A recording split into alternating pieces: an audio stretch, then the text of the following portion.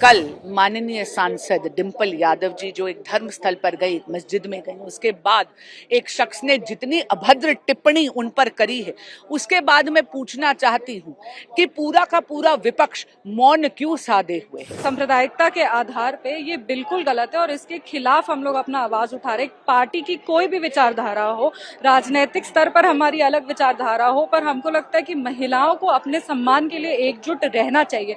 और सबसे ज्यादा शर्म की बात है कि अखिलेश यादव जी ने अपनी राजनीति को, अपनी सियासत को बचाने के लिए अपनी पत्नी के लिए भी उन्होंने आवाज नहीं उठाया। आप ये देखिए कि कल माननीय सांसद डिंपल यादव जी जो एक धर्म स्थल पर गई, मस्जिद में गई, उसके बाद एक शख्स ने जितनी अभद्र टिप्पणी उन पर करी है, उसके बाद मैं पूछना चाहती हूँ कि पूरा का पूरा विपक्ष मौन क्यों साधे हुए है। मैं पूछना चाहती हूँ कि माननीय सांसद डिंपल यादव जी की जो स्वयं की पार्टी है सपा, वो चुप्पी क्यों साधे हैं। उनके पतिदेव ने आकर इस बयान का खंडन क्यों नहीं करा। संस्कृत में कहा जाता है मौनम स्वीकृति लक्षणम। मैं पूछना चाहती हूँ, क्या आपकी तुष्टिकरण की राजनीति एक महिला सांसद की डिग्निटी, उनके सम्मान से बढ़कर हो गई है क्या। एनडीए का पूरा घटक दल यहाँ पर आज खड़ा था आवाज उठाने के लिए। हम हर नारी के सम्मान के लिए खड़े रहेंगे, चाहे वो विपक्ष की सांसद ही क्यों ना हो।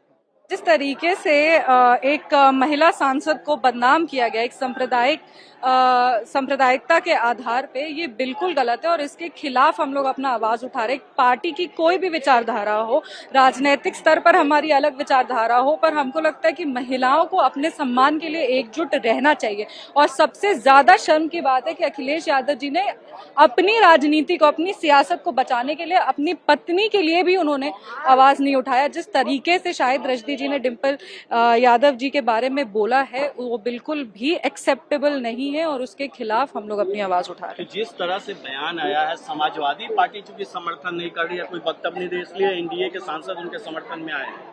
नहीं, अब समाजवादी पार्टी क्यों नहीं कर रही है ये तो पता नहीं, क्योंकि उनकी राजनीति ऐसी है ना। अगर वो इसके खिलाफ आवाज उठाएंगे तो उनकी राजनीति क्या बचेगी। उनकी राजनीति पूरे की पूरी तुष्टीकरण की राजनीति है।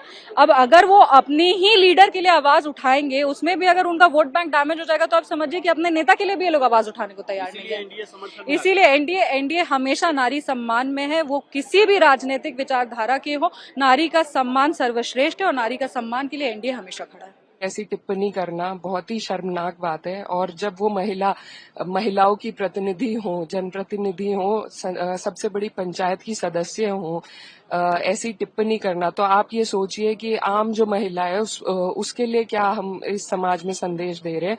बहुत अभद्र टिप्पणी है, अफसोसजनक है और ऐसे लोगों पे कड़ी से कड़ी कार्रवाई होनी चाहिए। इनको सामाजिक रूप से इनका बहिष्कार होना चाहिए। ये कोई धर्मगुरु नहीं है, किसी धर्म के ठेकेदार नहीं है। इनको कोई अधिकार नहीं है कि किसी भी महिला के बारे में इस तरह की टिप्पणी करें।